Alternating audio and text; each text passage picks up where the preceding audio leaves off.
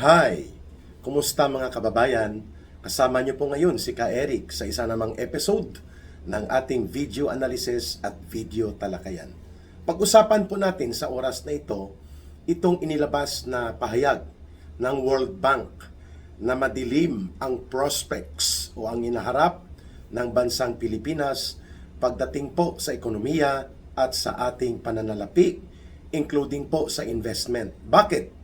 Ang World Bank po ay isang policy and development support na bangko na namamahala sa mga proyekto at programa upang matulungan yung mga bansang nagde-develop ng kanilang ekonomiya, ng kanilang industriya. Sa policy level po, ang kapartner nito ay ang IMF, International Monetary Fund.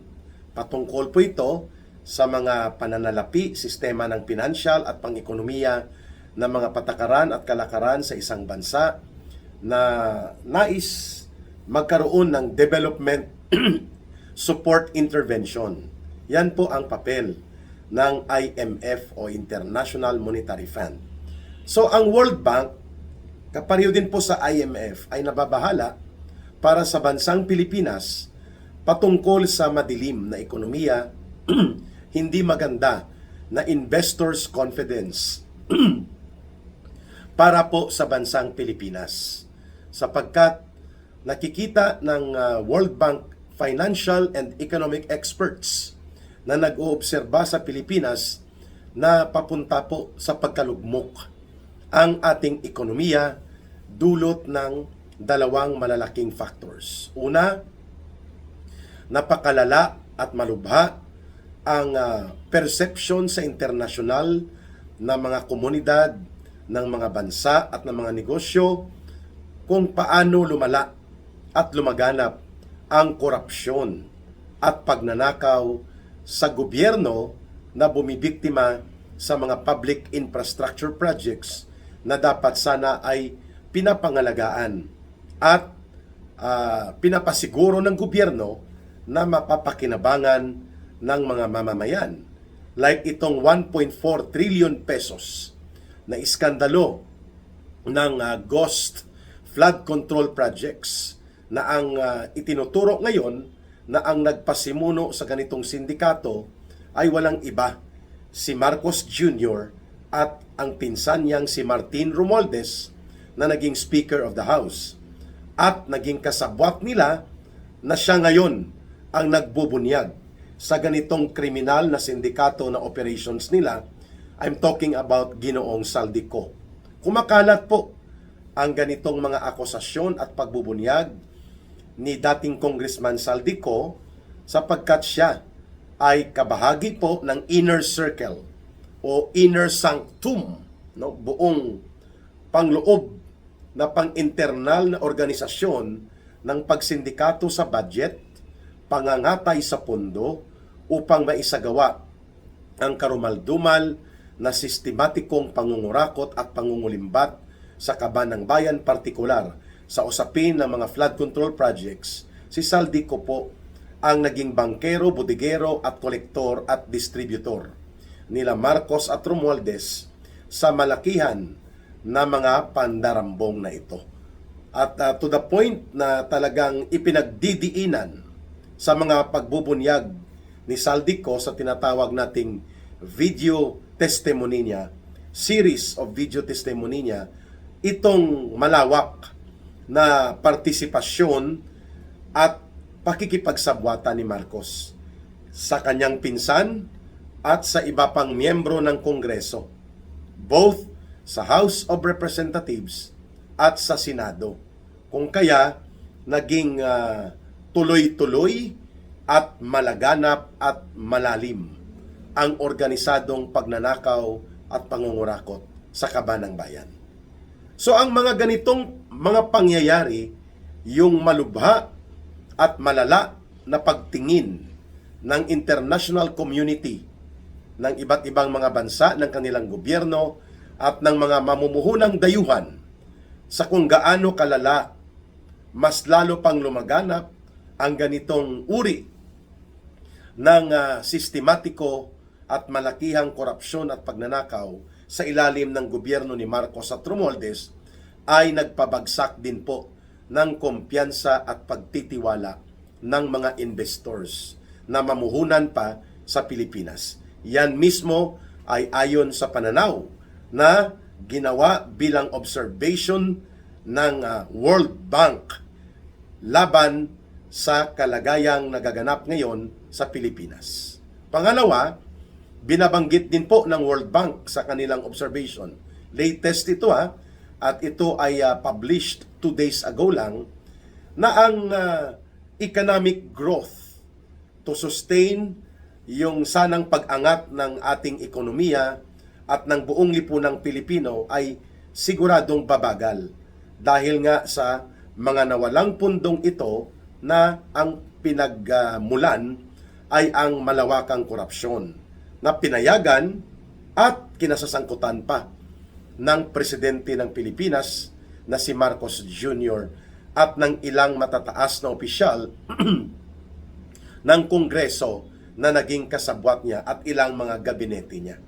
So itong public perception na ito, hindi lamang po nagpababa ng investors' confidence, hindi lamang po nag-create ng negatibong persepsyon at mga pananaw mula sa mga mamumuhunang dayuhan at mga negosyo mula sa labas ng bansa at pati sa mga gobyerno ng iba't ibang mga bansa na nag-oobserba ngayon sa Pilipinas, yung mismo ang pangloob na internal dynamics ng Philippine economy, ang pagkalugmok ng agrikultura dahil wala din tayong mga bastante at matuwid na programang pinupunduhan ang mga irigasyon, modernisasyon at mechanization of agriculture to provide a better economic and development status para sa ating mga magsasaka at magbubukid at mga mahihirap na pamilyang namumuhay sa kanayunan, ay lalo din po itong nag-aapekto ngayon dito sa pangkabuang industriya. Ang mga manufacturing and processing, retail, at iba pang aspeto ng ating sekundaryang ekonomiya dahil wala tayong primaryang mga industriya, ay pabagsak din. Yan ang nakikitang trend ng World Bank sa kasalukuyan. So ano po ang kaugnayan nito sa malawakang iskandalo na nagaganap hinggil sa tinatawag na crime of the century against the Filipino people? Ito pong 1.4 trillion pesos na mga pangungulimbat sa flood control projects na pinangunahan ni Marcos, kasabwat ang kanyang pinsan na si Martin Romualdez, and even ang anak ni Marcos Jr. na si Sandro Charis Marcos ay kasangkot din, pati ang asawa niya at ang bayaw. So ang cartel na parang family cartel and criminal syndicate operations, kung paano pagkakitaan ang gobyerno to the detriment and disadvantage of the Filipino people, ito mismo po ay nakakaapekto din sa mga lokal na mga negosyante at mamumuhunan at pati sa turismo natin. Sapagkat ang gobyerno na nabubulid at nagkakaroon ng sumasambulat na iskandalo sa korupsyon at pandarambong ay gobyernong napakababa, halos below zero na ang kredibilidad at pagtitiwala ng mga mamamayan sa kanya, at ito nga ang epekto nito, pati ang mga pangloob na mga variables or factors ng pang-ekonomiyang aspeto ng ating lipunan ay palugmok at pabagsak. Ito po ang hindi mapipigilan ni Marcos. Bagamat kaya niyang paglaruan ang dynamics of politics, kagaya ng mga paggamit niya ng diversionary tactics, no, itong issue na walang kredibilidad at katawa-tawa, itong Madriaga kidnap convict, no, kidnap for ransom convict criminal na itinuturo nila na bahagi daw sa naging mga pang-security team ni Vice President Sara Duterte. Walang bumibili ng ganitong chismis at ganitong kwentong kotsero. mga kababayan. Kwento po na hinugot sa puno ng bayabas. Subalit nakakapag-distract ito sa atensyon ng taong bayan. Dahil ang totoong issue dito, ang pag-mastermind ni Marcos na maibalik ng todo-todo ang sistema ng malawakan at organisadong korupsyon in almost all levels and agencies of government, yun ang epekto talaga kung bakit nalulugmok sa kumunoy ng kahirapan ang ating bansa. More than 2.5 million Filipinos ang naidagdag po sa nawalan ng trabaho in the last quarter of 2025. That means, mayroon na po tayong kulang-kulang 6 million na mga kababayang Pilipino na mga labor force na walang trabaho. At ang epekto niyan, kung i-multiply mo si factor na family of 5, that means mga 30 million Filipinos po ang nabubuhay sa isang kahig, isang tuka at patsamba na uri ng buhay. Kaya hindi rin po nakakapagtaka na mayroong mahigit 70 million Filipinos ang hindi nakakapagkumpleto ng tatlong beses na makakain sila sa pang-araw-araw na buhay nila. Ito ang tinatawag na self-rated involuntary hunger. Wala talaga silang mapagkuhanan ng regular na source ng income, kaya hindi sila makakabili ng batayang pangangailangan sa pagkain. Minsan isang kain, minsan the other day ang kain, the next day na ulit ang kain. Yan po ay mga 70 million Filipinos yan. Dahil lugmok ang ekonomiya, wala din pong masiglang tourism. Bumaba ng tunutudo ang mga tourist destination arrival sa ating bansa dahil nga po hindi na pinaniniwalaan. Walang kredibilidad at magnanakaw at kurakot ang pagtingin ng mga maraming turista, ng mga iba't ibang gobyerno at iba't ibang mga mamamayan ng ibang bansa sana umiiral ngayon na administrasyon ni Marcos. Kaya ang tourism is a question more of perception and credibility na gusto mong ibenta ang bansa o ang lugar para ito ay maging kaaya-aya upang puntahan ng mga turista. Ang Thailand umaabot po ng 12 million tourists a year. Ang Pilipinas halos hindi umabot sa 3 million tourist arrival. Napakalayo, no? Pero mas higit na mas maganda ang Pilipinas, lalo na ang mga tourist destination sa ating bansa kung ikukumpara po sa Thailand. Bakit pinipili ng mga turista na pumunta sa Vietnam, sa Thailand, sa Indonesia, sa Malaysia? Sapagkat ang kanilang gobyerno ay kapanipaniwala. Ang administrasyong namumuno sa kanilang gobyerno ay hindi po nasasangkot sa ganitong uri ng karumaldumal at nakakahiyang iskandalo ng pandarambong sa pondo ng gobyerno na bumibiktima sa sariling mamamayan niya, na ginagawa mismo ang sangkot ang presidente at ang kanyang pinsan at ang buong pamilya niya. Yan po ay hindi mo na itatawad pa na bawiin mo o kaya ilihis mo ang issue. Kagaya ng pagsasagawa ngayon ng isang malawakan na propaganda attack upang pakasamain at atakihin na naman ang pagkatao at integridad ng Vice President Sara Duterte, including ang kanyang tatay, ang kanyang ama na si dating Pangulong Rodrigo Duterte. Ang mga troll operators ni Marcos at mga political mercenaries na binabayaran at sinusuhulan kagaya ni Boy AK-47 Ronald Lamas na BFF ni Risa Hontiveros, itong si Jesus Palsis, no? Sa pangalan pa lang, paltik na. Hindi ka panipaniwala ang mga kwento, subalit pinapatulan ng mainstream corporate big media dahil pinupunduhan ang operasyon na ito. Ito po ay publicity and propaganda attack at ang targeted nila na bibirahin at babanatan ay si Vice President Sara Duterte at ang kanyang ama na si Pangulong Rodrigo Duterte. So, alam natin na ito ay pinupunduhan ng bilyon-bilyon.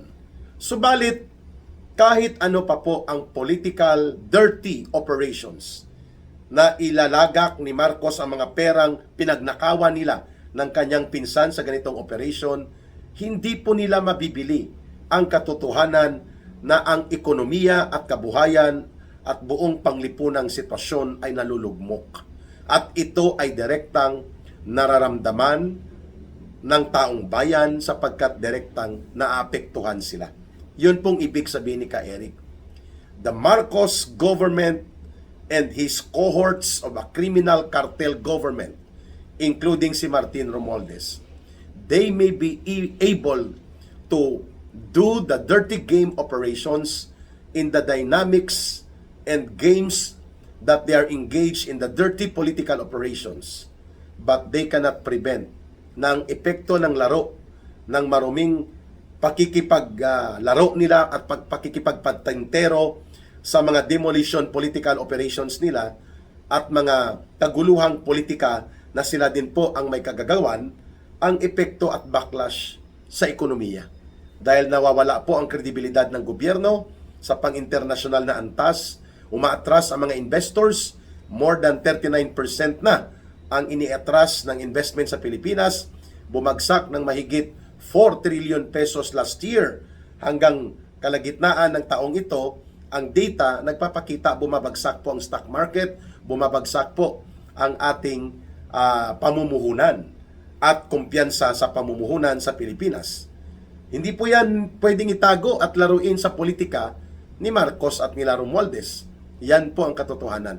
At kapag ang pamumuhunan at negosyo ay hindi masigla, bumabagsak at umaatras mula sa paalis ng Pilipinas, pati ang turismo o ang mga pagbisita ng iba't ibang mga mamamayan ng iba't ibang bansa ay pabagsak din, ang lokal na ekonomiya ng agrikultura at manufacturing at industriya ay gumagapang at walang pundong bastante para sa infrastrukturang totoo at tama na mapapakinabangan ng taong bayan at nabubulgar pa ang malawakang pagwawaldas at pagnanakaw sa pundo ng mamamayan, what would you expect na mangyayari?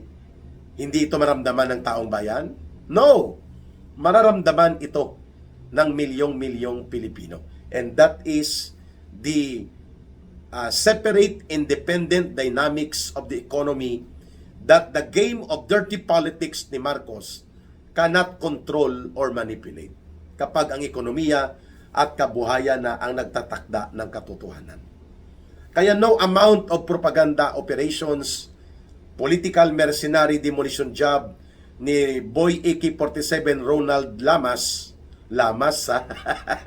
Kayo na ang umintindi bakit Ronald Lamas ang tawag sa kanya. Parang hindi nga ito marunong mag-toothbrush, no? Magkano lang naman ang toothbrush at toothpaste? May 100 ka, pwede ka nang bumili ng toothbrush at toothpaste. Pero panay ang interview kay Ronald Lamas, no? Para bagang siya ang santo ng mga analyst sa Pilipinas. Wala namang naniniwala sa kanya kung si Congressman Jing Paraspa. That is the face that even a mother could hardly love. And then itong si Jesus Paltik. Jesus Paltik, no? Ang lolo po ng aking mga apo, ang father ni Mrs. ang palayaw niya, Paltik. Pag sinabing Paltik, peke. Ito po ay mga bayaran ni Marcos at nila Romualdez. Subalit, they cannot play on the reality na lugmok ang ekonomiya, gumagapang ang buong lipunan, at nabubulit sa kahirapan ang milyong-milyong Pilipino. Kahit anong diskarte pang gawin ni Boy the Big Joke Trillanes, ni Lula Laila de Lima, ni Risa Hontiveros para pabanguhin ang imahe ng kanilang padrino na si Marcos at pati ang kanilang financier mula kay Romualdez at Marcos na mga diskarte, hindi po nila matatabunan ang katotohanang sumasambulat na ang gobyernong kanilang ipinagtatanggol, ang administrasyon na kanilang niyayakap at niluluhuran ay gobyerno ng sindikato at mga kriminal at mga mandarambong. At ang epekto ng uri ng gobyerno na ito na gusto nilang panatilihin ay ang lubusang pagkalugmok sa kumunoy ng kahirapan at pagbagsak ng buong ekonomiya at lipunan na lubhang nakakaapekto sa milyong-milyong Pilipino. Iyan ang magdudulot ng talagang real motivation for the people to rise up against this criminal syndicate government of Marcos and Romualdez. At itong mga aliporis nila, lalamunin po ito ng mamamayan pagdating ng daluyong ng pagbangon ng galit ng sambayanang Pilipino. Samahan niyo po si Ka Eric sa isa na namang episode muli pa, pagbabalik natin ng video analysis at video talakayan. Ilalantad po natin ang iba't ibang pattern at mga pamamaraan na pinupunduhan ng bilyon-bilyon nila Marcos, nila Romualdez upang magsagawa ng distraction operations upang ipatupad ang tinatawag na diversion and deflection as a mode of political survival. Kagaya po nitong walang naniniwala, pinagtatawanan pa na kwento ni Madriaga na isang convicted kidnap for ransom criminal na nagkakaroon ngayon ng gimmick na ginagamit nila Jesus Paltic at ng mga operatiba ni Marcos para magsagawa ng propaganda attacks laban kay Vice President Sara Duterte.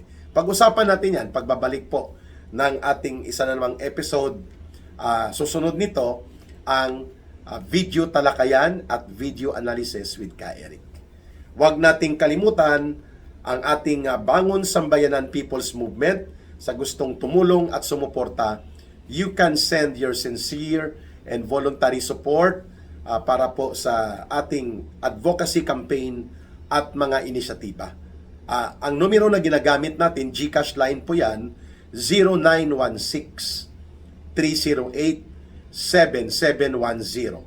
0916-308-7710. Rohilda Celis, kay Langging po yan. You can coordinate, you can send, and you can check kung paano kayo makatulong, makapagbigay ng inyong voluntary and sincere support. Maraming salamat at ang ating habilin palagi, mahalin po natin ang bansang Pilipinas. Walang ibang magmamahal nito, kundi tayo ring mga Pilipino. Para sa Diyos at sa Pilipinas nating mahal. May God bless everyone and may Allah will be with those who are Muslim brothers and sisters. Bye for now. Mabuhay ang sambayanang Pilipino.